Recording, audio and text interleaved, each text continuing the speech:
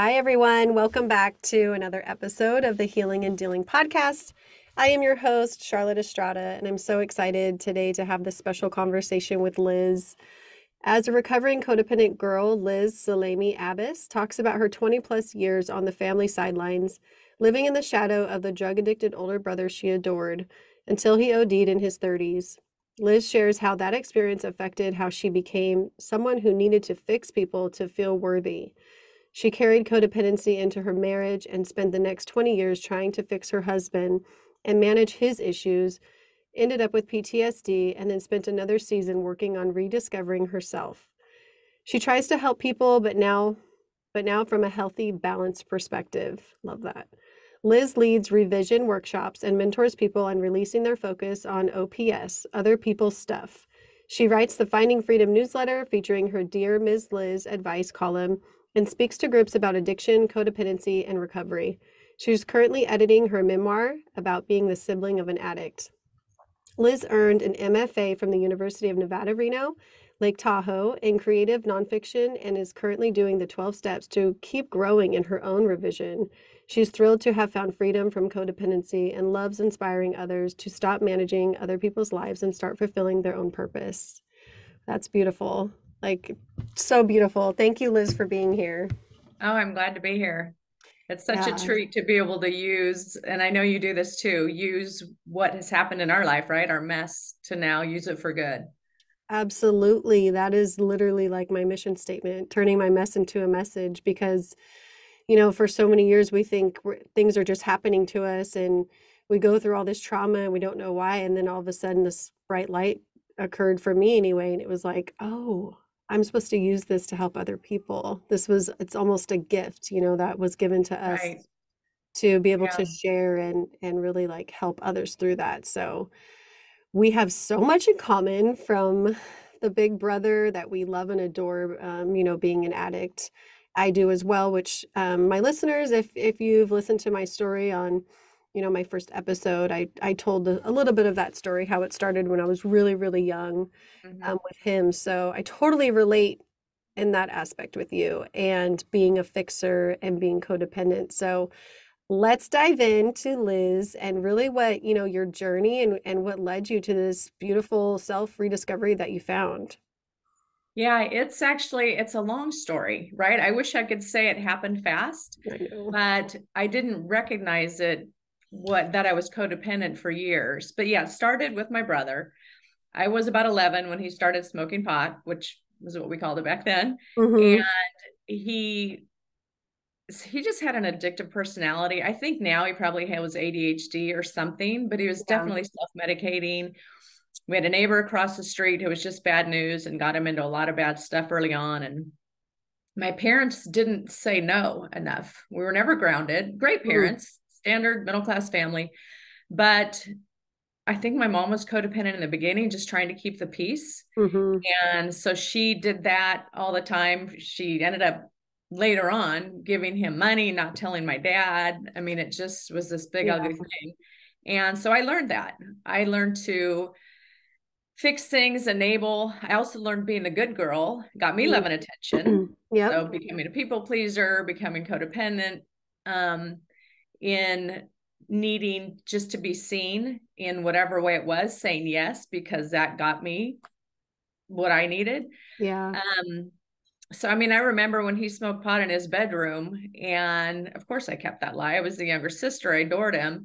But then Mm-hmm. there were other episodes when the cops came to the door because he'd crashed his car down the street and he left it. He was high on Quaaludes and he came home and went to bed, and the cops come to the door and our parents aren't home. And I basically covered for him. And I just did that a lot and Mm-hmm. didn't realize it, of course, at the time. And he overdosed when he was 36 after years of putting our family through hell, decades, literally, which took its toll on my mom and her health Yeah. and my dad. I mean, they've all died now. And I actually think a lot of it is a result of that, of the addiction and just dominating our household and our health and I mean, anyone who's lived with an addict knows what it's like Absolutely. to have your world in turmoil all the time.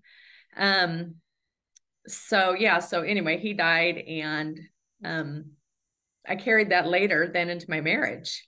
I realize now that I married someone who needed me. And Mm-hmm. that's what I knew. And I didn't realize, of course, that at the time. We had a good marriage for a lot of years, Mm-hmm. raised a couple great kids. It was my biggest priority in life, is to keep my kids on track. And I did that. Thank God it worked, and they're fine. Because you never Phew. know. It's I hard know. these days. I know. Um, but anyway, so I was codependent in my marriage and was always trying to fix him as well. And then it was later, so another 20 years of that, that I finally figured it out, and the marriage did end. Another whole story. But and I went through a season of depression when I had to kind of figure myself out Mm-hmm. and recreate my own identity. And I know you mentioned that as well. Like, okay, who am I now? Rediscover myself. Right. So it's been a lot of work, but I know now once you see it, you can't unsee it. Yeah. So then I realized how much I was codependent and how that affected so many of my other relationships as well. Right. So a few things that you said I want to highlight because I just resonate with them so much. When you said from a young age, like you knew being the good girl, or you know, that's how you got your attention, right? That's how you got your needs met. And I totally relate with that. That's exactly how I was. And I'm thinking about it now. Maybe that was the dynamic because my brother was like the quote unquote like hard one, or bad kid, like people, obviously I don't think there's any bad children, but back then it was like, oh, he's the bad one, she's the good one, Right. The rebel, and rebellious, whatever they called yeah, it. exactly. And I remember just like trying so hard in school and getting good grades and pleasing my teachers and wanting to make sure that I made everyone else happy. And I know I kind of never put two and two together till you just said that. Like that was how I got attention. That is how I got my needs met. And Mm-hmm.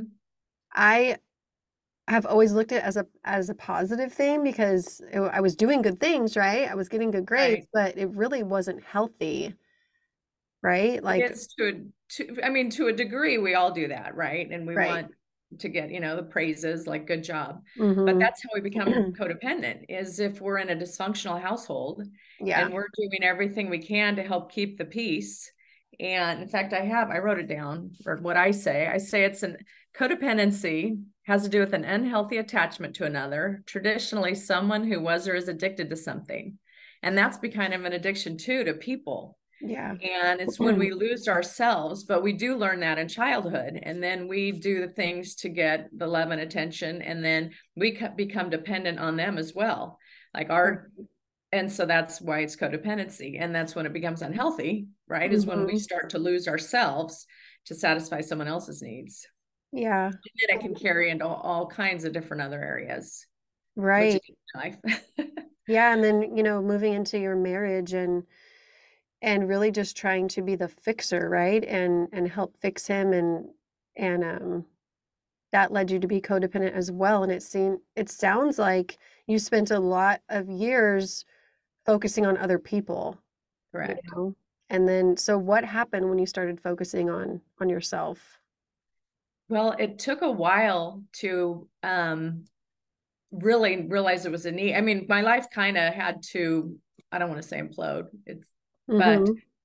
I had to, when I went through this clinical depression and could barely function. I had toddlers at home at the time, a 2-year-old and a Oh, wow. 5-year-old. I could barely take care of them. And I knew something was wrong. I remember rocking in a chair, and Mm. my husband was like, "Well, you're kind of scaring me. What's going on?"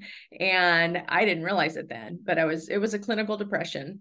I finally it took a few years because I'd never been depressed. That's just not my character, never have really been. I mean, now I know Mhm. what it feels like. And maybe that's all part of the reason I went through that, because now that's part Mhm. of my story and I understand it. But it, I started going to therapy.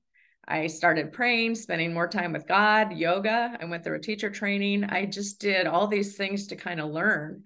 And then I realized the depth of it. And it was, some of it was grieving. My brother died. I didn't grieve him really because I was trying to help my parents and we had little kids. So I was trying to make everything like, oh, isn't life great? The little kids, and it's all enjoyable. Well, I Yeah. wasn't grieving because I wanted to help them. Yeah. So that caught up with me and is probably the root of the depression, but all those Mhm. other things started to become clear. And how it affected, and it started to affect the rest of my relationships as well. Sure. Wow. That's interesting too. You put yourself on the back burner even when your brother passed away, you were putting your parents first and your kids, and that's I know that there's so many other people out there like this, that really just don't put, especially moms, Of course. a lot of moms Right. are in this situation. But let's talk about, addiction and what that, in a family dynamic, like you said that what word did you use? It basically like stirs up your whole entire home. It takes over everyone's life. Can you kind of dive more into that? Like what it looks like? Just the lies. I mean, anyone who's loved an addict has been lied to, manipulated. You love your person, you want to help them, you want to believe them, Yeah. and they can become so skilled at manipulating. And my mom went for it, and I did too. But then it came to a point where I became the adult in the house Yeah. and saying to my parents, like, why are you letting this happen? Why are you letting him use your car? He just wrecked his. Or why are you giving him money? He's going to go buy drugs with it. Things like that. I mean, another story, I remember driving him. I was probably 16. He was high. I just got my license. It was his car, and I was driving him through, we called it the projects, a neighborhood not too far away. And I was like, why are we here? Our parents, we Hmm. were never really went over there. We weren't supposed to. And he was trying to score. And I said, oh my gosh, like, no, I'm not taking you there. Yeah. And he said, let me out. And he, really high. And he said, let me out. And I go, no, I'm driving. No, we're not going to your dealers. Well, he Yeah. opened the door. He was going to jump out. Oh my God. And of course I stopped the car and freaked out. But that kind of incidents can happen a lot when you have an addict in the home. And Hmm. their priority is getting whatever it is they need. And I get that. It's not a choice anymore. Yeah. That's when it's a disease and they're just struggling to survive, the next moment, the next day. But those kinds of incidents has happened a lot. And so the whole family is uprooted when Hmm. he crashes yet another car, when he goes to jail. I remember you talking about being in the courtroom when your Hmm. brother's being sentenced. I did that, visiting him in prison. I mean, it's a family trip now to go to a prison. I mean, Yeah. that's not your everyday Mm. normal experience. But so those kinds of things. And it does Yeah. affect who you become. Absolutely, it does. Those were my family trips growing up. Driving to CYA, like the, prison for under 18, but even though some of them were over 18, yeah, I totally relate with that. But now looking back, I'm like, it was so fun, like to me at that time, I thought it was so fun. And with my mom driving and seeing him, it was like we stayed the night in a hotel and then we would wake up and go see him and then stay the night again and see him on Sunday. And we always just had the best time. Like we had picnics there. Me and my mom did like a dance contest and won. And like it was just like family time. That was our quality family time, and he was there for like 3 years. So we did it. My mom literally went every single weekend. Oh my gosh. And yeah, it was, Wow. and when he got moved to Stockton, 8 hours, we went every other weekend. So we would drive like 8 hours. And it was just the things our moms did, right? Oh my gosh, yes. We went to Vacaville. I'm sure you're familiar with that, if this Uh-huh. area. And I mean, he was in 3 times he was put away, and which is sad, right? Because so I Yeah. lost the last 8 years before he died because he was in and out of prison. Yeah. But again, with the addiction, when he was sober and in prison, even though I think he was chipping, I know he was in the end, but when he was in prison, he was so lovely I and so know. thankful and appreciated our family and everything our parents ever did for us. And I mean, he was just a good person, truly, and sensitive person. I think that's also part of the reason um, drugs became a coping mechanism for him, Mm-hmm. having high expectations at home. I mean, we can analyze things and try to figure it out. But yeah, it's just he got away, but never for too long. But Yeah. back to your question, it's just a lot of turmoil. Again, Yeah. the lies and the money and can I have money for this? And then one day he said, He said, you guys don't get it. He said, I'm sick when you guys think I'm high when I'm doing miserably. He said, that's when I'm sick. It's when I'm not high. Mm-hmm. And at this Right. point, he was a heroin addict. So you learn a lot of Yeah, things. because that come down makes them, animals at times. They'll do anything to get it, and that's usually when they're mean and nasty and say Yes. every hurtful word to you in the book. And like for my brother, when he was high, he would just disappear, and Mm, no one would ever hear from him. So I wanted to talk about what you said about when they're in jail and how they're like the nicest people when they're in there and they're so loving and caring. And, I stuck to that for so many years, Liz, where I thought that was my brother. That's the guy that I love, that. right. And I do know that there's a side to him that I love, but I also feel like there's always an angle Mm-hmm. when they're like that. Even when I mean, just from my personal experience, it's like, of course they're nice to you. They're in jail. They want you to send money or they want Right. you to do something for them on the outside. So Right. I fell for it for a lot of years, but now I'm just like, yeah, I can Is he see. sober now, your brother? Well, that's a great question. He actually just got released again this month, but I set a strong boundary that I'm not going to try to build a relationship with him until he's in a program and he's 6 months clean. Mm-hmm. Because for years we've been going through getting out, doing okay. I let him live with me and my whole family for a time period, and that didn't go well at all. I bet. Yeah. But me and my husband were trying to help him out. Same thing. My mom's given him vehicles, given him thousands of dollars to get on his feet when he's gotten out, and then something will happen, and he ends up going right back to meth. He Mhm. doesn't have the tools to cope with life, Right. honestly. He's just always used meth as his coping mechanism. And last time I talked to him, I said, only going to ask one thing of you this time. And he's like, what, sis? And I'm like, I just want you to start therapy when you get out, because he has Absolutely. a lot of childhood trauma and there's a lot of things that led them to start using drugs. Right. What were you numbing? What were you trying to forget about? And I know there's a Well, lot. and to do the work like you've done, I've done, right? Exactly. To figure out what's going on or whatever it is we need to adjust.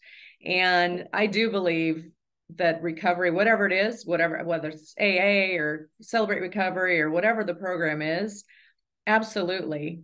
I Yeah. mean, I know people 30 years later still go to meetings. Mm-hmm. And yeah, I mean, for a lot of years, a heroin addict, not too far from me, I know it was a grown man with a family. But it turned out after Brad died, we found out he was a heroin addict and he went to meetings for probably 25 years While before he was he, pardon me? while he was using or after? No, after. Oh, I was like, He went wait. to meetings every week for decades. Yeah, it keeps that community going for you. It shows, you're still hearing those stories of people coming right off the street and yeah, some people really connect with that, and I totally respect that. My mom went through a 13-step program with the Salvation Army. It's been, gosh, how long has it been? Like 20 something years now, and her drug of choice was meth also. So the apple doesn't fall far from the tree.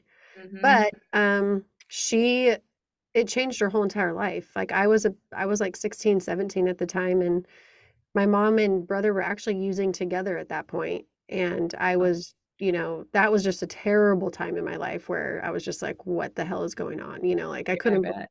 drugs just make people do the craziest things. Um Hopefully my mom doesn't get mad that I just said that, but Well, and um, you and know, I don't think it's their intent to it's be not hurtful or harmful or steal. I mean, I think, when Brad would sell my mom's silver and my dad, silver that she had would inherited or something, I don't know, but whatever that got at her wedding, or different things, jewelry he'd right. pawn, and she didn't have fancy stuff, but nonetheless, I don't think he wanted to hurt her. But yeah, No. like you said, It just get happened, yeah, and I know her past wreckage, she still carries so much guilt around that.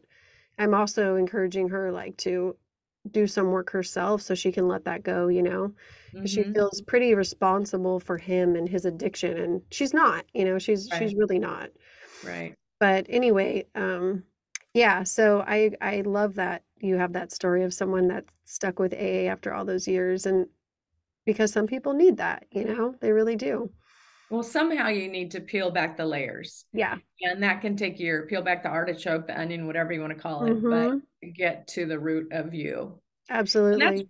I did that with codependency, with, like I said, your therapy, yoga, God. I had to peel back myself and Mm-hmm. realize, like, what is going on? Yeah. It got to where I was super controlling, Mm.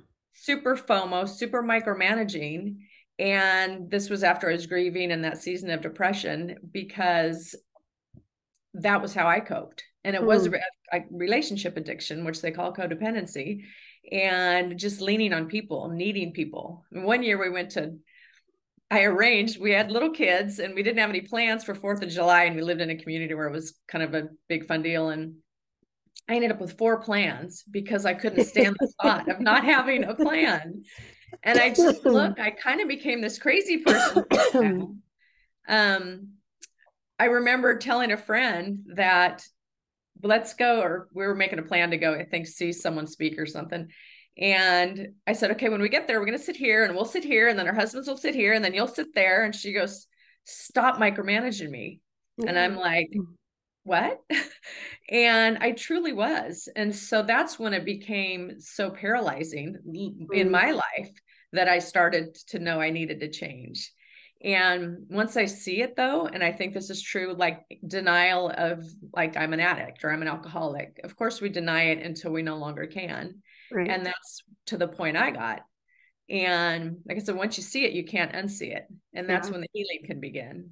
And 100%. that's when I started making these steps. And it's been a season.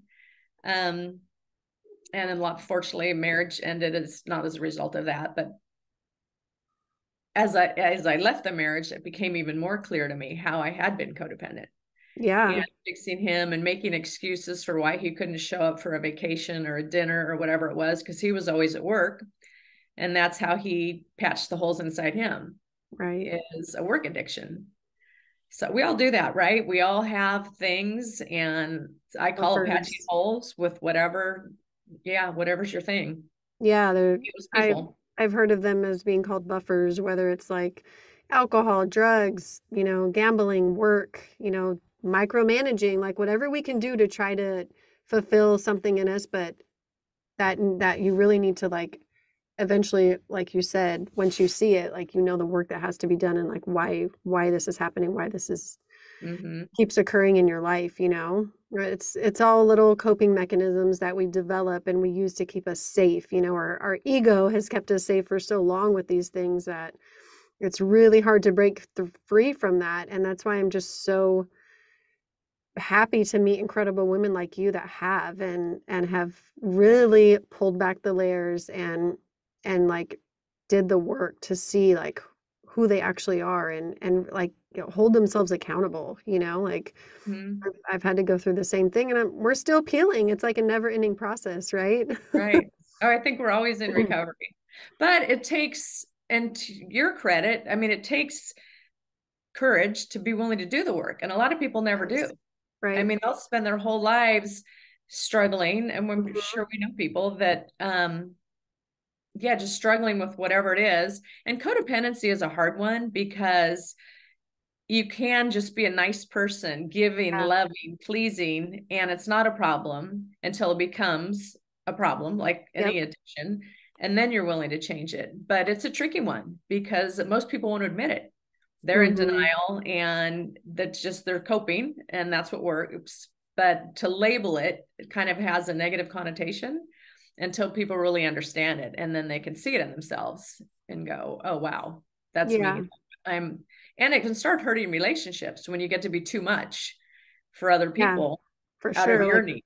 that anxious attachment style. Definitely. What kind of, like, if someone was listening right now and they're thinking, am I codependent? Like, what types of things could they think about, or what kind of characteristics should they look for to really see if they are?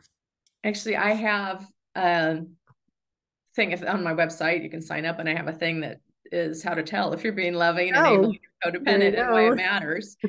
Because we do fool ourselves a lot of times, like I said. And codependent people are actually, we get stuff done, Yeah. We say no on behalf of somebody else. We get things done. We do research. We make phone calls. We're actually really skilled. And I don't know if you know Melody Beattie, who wrote Codependent No More, I who's do. Yeah. and she says that people are, super skilled. And another thing, and I'll get to that, what your point in a minute, is another thing she says is that people, as they peel back the layers, people in sobriety usually find, and it might be 7 years later in sobriety, again, peeling back the layers, that they realize they're actually codependent underneath. Yeah. And that's so no surprise, That but makes total sense. Yeah. yeah. So it's, I think, helping other people when you haven't been asked. That's one Mm. thing. Saying yes when you mean no, because you don't want people to not like you. And again, it's fine to a degree, but it's when you lose yourself Yeah. on behalf of other people that it gets to be unhealthy. Your relationships are out of balance. Mm-hmm. In fact, in my workshop, I have two circles, and I say, well, they overlap. Like, where do you overlap with your person? And some people are, I mean, there's a little overlap in a marriage and a partnership. There should be. Yeah. But when you're eclipsed 75% by both of you focusing on that person, you're out of balance. That's a great visual. I can actually, picture that, and it's perfect. I love that. So, gosh, I'm like thinking now to all these times I definitely was codependent, and I might still be a little bit codependent, honestly. I But am. yeah, I'm definitely, growing stronger independently. I'm saying no more.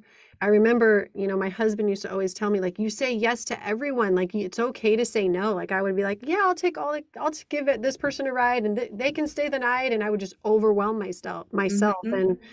And at the end of the night, I'd be thinking, like, why did I say yes? Like, I really didn't want to do this. And I was always kind of like going against my intuition. Mm-hmm. So I always was a big yes person, perfectionist, also like the planning and the micromanaging. I can totally see that in myself too.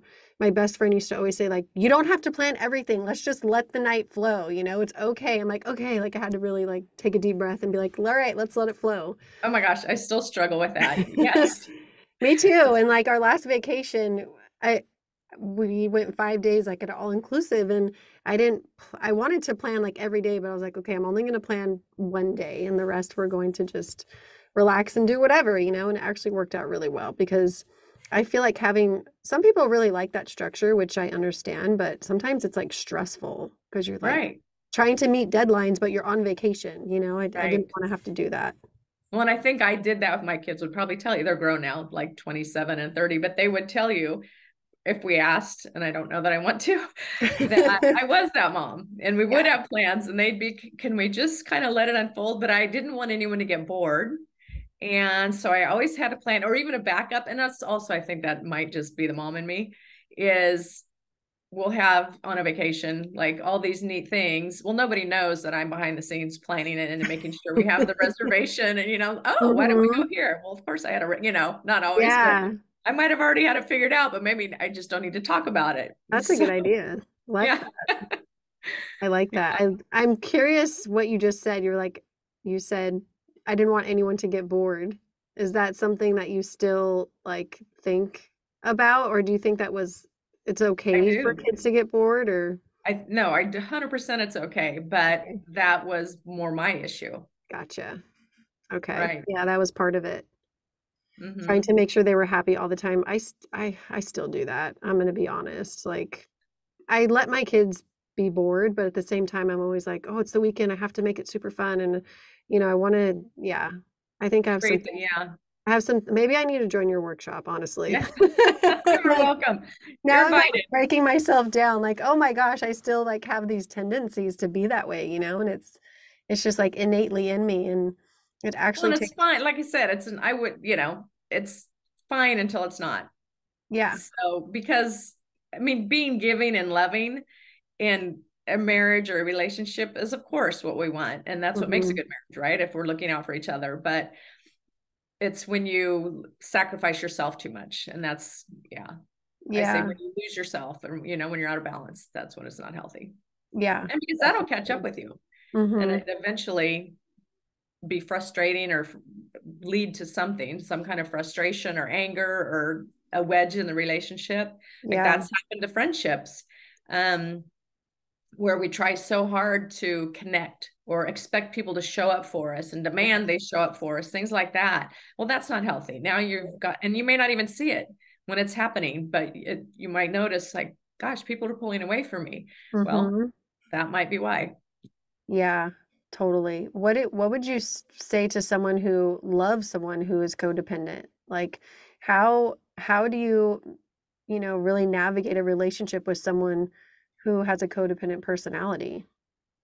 I think I talk about in my workshop, recognizing roles, letting go and embracing change. And the first thing is Okay. recognizing roles. And so I would help someone to see that, Mm-hmm. maybe give examples or help them to see where they are being codependent, where it's affecting things. And so light bulbs, if they start to see it or relationships getting affected, they might, oh, wow. Mm-hmm. But again, they have to admit it before they're willing to make any change, like anything else.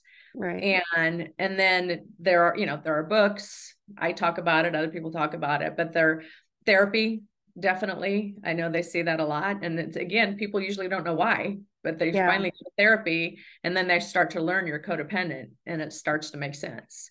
And so once you start to see it, Mm-hmm. then it's, a lot easier to take the steps to get healthy. But it is a process. Yeah. The boundaries, having boundaries, saying no. And it's uncomfortable at times, Mm-hmm. but it gets easier like everything else. The more you do it, the more, and you have success. And then it's like, oh, okay, this worked. I can do this. And it Yeah. reinforces itself. I was kind of thinking it from a different angle with like let's just say, a husband and a wife, for example. The wife is super codependent and she's it's very obvious to the husband what's things that he can do or he can say to try to like help her or like help her see that, these codependent tendencies. Do you have any advice for that? Because Yeah, they're I would Go ahead. suggest he just say, stop. Let's think about this. If he recognizes it. In my marriage, we were both codependent. Oh, So, interesting. and I didn't know that really then, but now I see Wow. it so clearly. That was But my I next think, question. yes, yeah, he was made work his priority, like I said before, and that took priority over anything else, like somebody Hmm. might with drugs or me with people, with relationships.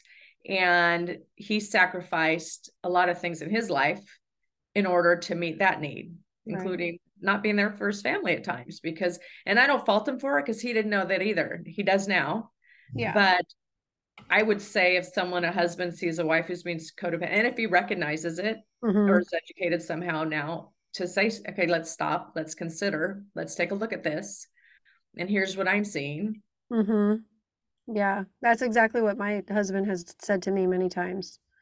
So I was Yeah, just curious, like, is that the right way? But he doesn't know it, but he does a lot of things right. Even if he didn't know like the term codependent, he right. basically has told me like you're codependent, like you're people pleasing everyone. Like you have to put yourself first, or even just like your family, like so many people spread themselves so thin. Like I'm just going to use myself an example. Like I was team parent for like all three of my kids' little league teams. I was also on the board. I also, was a foster parent. Like I was just like, where is the time for Charlotte and even just like Charlotte and her family? Mhm. And I was trying to like make all these other people happy and like present myself a certain way. Like I got this. I'm on top of everything. You know what I mean? Like Right. superwoman. But 100%. like you burn out after a while and you're like, okay, Right. this is too much. I can't do this. Well, but you do it because it feeds something in you. We all Yeah. do things because it serves us in some, Yes. and I'm sure you didn't recognize it at the time, I didn't. and you probably got a lot of accolades and were doing it all, keeping all the balls in the air, showing up for Hmm. everyone. But right, like you said, then it became unhealthy and was taking Yeah. its toll, like burning you out, it sounded like, or Yeah. There was a good friend of mine during that time period in my life, and I remember she posted on Facebook. She was like, I'm saying no to like almost everything now, and I'm not going to be a team parent anymore, and I'm not going to like be on the board. And she just like stopped everything so she could focus on her family and like get herself back because she was doing that. And I think sometimes, yeah, people hit this brick wall where they're like, I'm giving, giving, giving, giving, giving, and like it's time to receive and just give to those select few for whatever time Right. period that you really need to nurture those relationships. So Right. Decide your yeah. priorities. And a lot of this, I think, works itself out in time. I'm older than you. And so I think we come to a lot of realizations as we age by experience, by losing relationships, whatever the case may be. Yeah. So I think that's natural. But if someone is willing to help us recognize it and help us make those changes, like I said, letting go, embracing change, because what I contend is if you're so focused on other people, you're not able Hmm. to fulfill your own purpose Yeah. because you're putting and maybe that's part of the escape. But what should you be doing in life for you or your family versus the rest of the world Absolutely. because it's feeding you, serving you? Yeah. Yeah. And I think, I now that I've been alcohol free for a year, I've had a ton of realizations that that was my escape for, years. I mean, I started drinking at a really young age, but it didn't really spiral until like the last year or so. So I totally, totally get that. And then as soon as that escape is taken, you're like, okay, you're just sitting with yourself. Like now what? Now I guess I gotta dig in and do the work. And life happens, and there's nothing to grab to try to numb out. It's like you learn how to cope. And Right. that's exactly what I want my brother to do. I want him, like I went through the same type of thing, and not meth, but like different things. Different things, yeah. I mean, Yeah. I think a lot of gamers who are addicted, Yeah. hoarding, food can be an addiction, sex, Yes. gambling. I mean, just in a lot of different ways, people are Yeah. filling up and not dealing with the hard emotions. I'm I so mean, glad me you said being that. busy, I was busy all the time, well, both of us, busy all the time. And that distracted me from dealing with Mhm. from sitting with myself, like you just said. Yep. Yeah, it's crazy because right when that time period started in my life where I was going to really just embark on this personal like rediscovery, or actually like first time really discovering who I was, I got a job where I just sat at a desk and I checked people in, and it was super easy. Like I'm used to these, case managing jobs that are, pretty demanding, and I'm always on the go, always talking to people, always, coordinating something. And that one I was just like, do for like, 9 months. And that's when I was like, okay, I'm going to take this opportunity to like work on myself because I have so much time while I'm sitting here. That's when hopefully my old boss isn't listening, but that's when joined my first program, and I would sit there and watch the videos on my phone, and I would take notes, and I had so much time. I was blessed with that. Like Mhm. that would have never happened, like in any other situation. So it was definitely like the perfect timing for me to get that type of job, and I was just able to sit with myself and learn about myself, and I was like a rock star at that program because I wanted to like peel back the layers. I wanted to know what was going on, and what my trauma from my childhood, how it was affecting me now, and just so, yeah, it's not easy. It's super difficult, and but like you said, like once you see it, you can't unsee it. And Right. I feel like I can't wait to keep going through these realizations, like Mhm. just in the last couple years, I've maybe from like 30, late 30s, you start kind of recognizing certain things about yourself, and like kind of for me anyway, I'm like, okay, without alcohol, this is who I am, and I'm not just a mom, I'm not just a wife or a, you know, case manager, which is my profession right now, but I'm actually like Charlotte, and I can do things for myself, like have a podcast, or read books, and listen to podcasts and just grow and learn. And it's beautiful. It's absolutely Yes. beautiful. And I can't And that wait we have to the opportunity to do that. I mean, I'm so grateful, yes. right? Like, yeah, free country opportunity to be able to explore all the, with the podcasts that are available, therapy that's available. There's so many resources now. There If really people are. want to get help, they can get the help they need. And Absolutely. if they're willing to do the work, like I said, my husband was a workaholic. Well, that's how he escaped his stuff. Busy all the time. That's how I escaped my stuff. But when you pause, like you did, then you can go, huh, like what's going on here? And Yeah. yeah, work on getting healthy. I like that. Took a pause. Yeah, it definitely was. I learned all about manifestation and just went down so many rabbit holes during that time. It was great though. And I love how you said like our age difference, it actually excites me because I see someone in front of me that is beautiful and who like has her stuff together and is doing beautiful things in this world. Thank And you. you just said like how many more realizations you've had, and I'm like, wow, like I still have so much more to look forward to and more epiphanies and more growth. Right. Well, and that's part of, I think, what makes life special, right? If we're not growing, we're dying. So I want Right. to continue growing. Yes. So let's talk a little bit about the workshops that you offer. I'm curious, like how many people do you usually have in them? How do they run? Kind of break it down for me. Well, I've been doing it where I live, and I like about 12 to 24 people because we have a journal, we go through it. I do a lot of talking, but I also ask them to explore. I have questions that ask them to self-reflect. Mm-hmm. And that's where I just literally see light bulbs go off I when bet. people are doing this. But I'm going to change it. I'm actually right now developing it, recreating it into a digital workshop because I want to Mm. be able to reach more people. And it seems to resonate real well with people in recovery because they've already admitted Yeah. they've faced their denial and are willing to recognize and make change. So I think I can make it available then to more people in recovery and I'd also speak to groups mostly in recovery because again, Mm-hmm. they're not in denial anymore. Yeah. And it's hard to reach people who aren't willing yet to admit they have a problem. But so yeah, I do. They go through this one's a couple hours, and when I make it digital, it'll probably be 3 different sessions. But it asks them maybe like who you were writes a couple of sentences about who you were as a kid, Mm-hmm. and now write a couple of sentences about who you are today. And let's take a look at that. And so they're a handful more than that, but different questions that nothing that's uncomfortable, Yeah. but it just makes you pause and take a look and go, oh.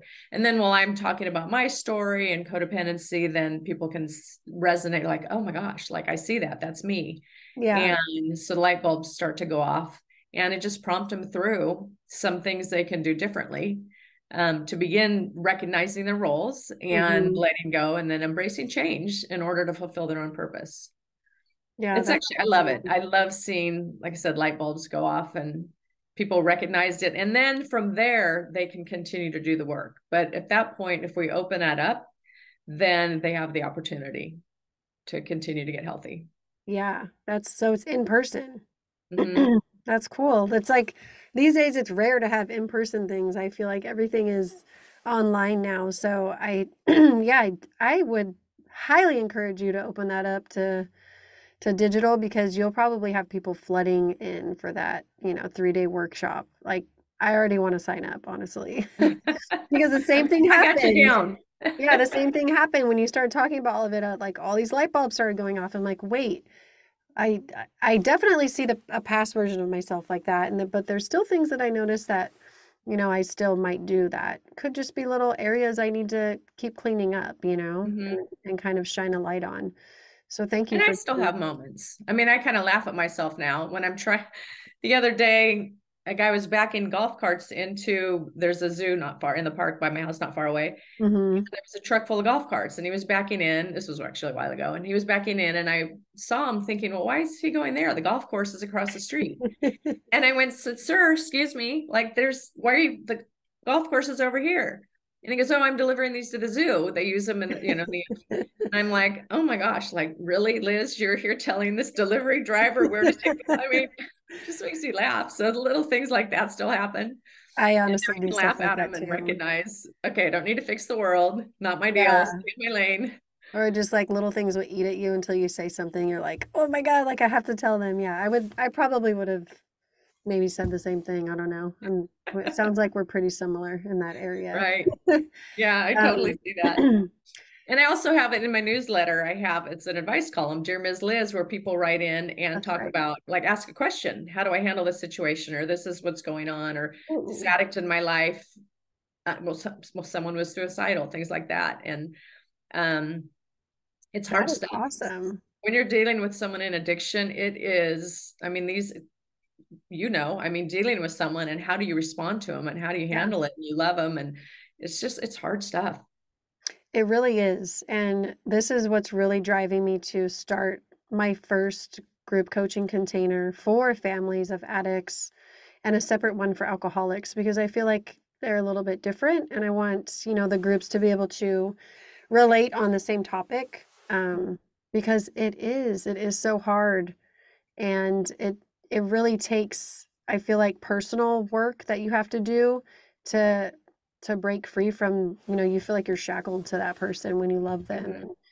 And so I would love to have you on as a guest speaker during that. And if anyone listening, if you're interested and you have an addict or alcoholic in your life, please reach out to me. I can put you on the waiting list. I'm still kind of putting things together right now, but it's going to be 8 weeks and it's going to be transformative. That's for sure. It's Right. going to be a lot of healing work. And then also, like you said, how to respond. What do we need to do in those situations, like real life stuff. Mhm. Because, Yeah, yeah, no, I'd there's, love to be part of that. And heck yeah, I think yeah. that's great. Such a Yeah. need. I would love to have you. Let's like do a whole little section on codependency and what that looks like. And because I mean, I'm sure like 99% of the people will be suffering from that. Hmm. Right. Yeah. Yeah. Well, I'm so thankful that you joined me today and all my listeners. I'm going to include your newsletter link in the show notes. I hope everyone gets a chance to look at it. And if you have questions for Liz, write to her. What a beautiful way to connect with the community. That's awesome. I love that. Oh, thank you. Yeah, I really enjoy it. I love doing this work. I mean, it's defined my life. And now, which maybe it's codependent in itself, now I want to help people with this, but I actually believe it's my purpose at this point in my life. Yeah, and like you said, if it's not harming you, like it's still Right. considered healthy, then you're in the clear. We're Then okay. I'm good. Yeah. Yeah, Well, thank you. Really been a pleasure. absolutely. I hope to have you back on. Take care. Thank you. Night.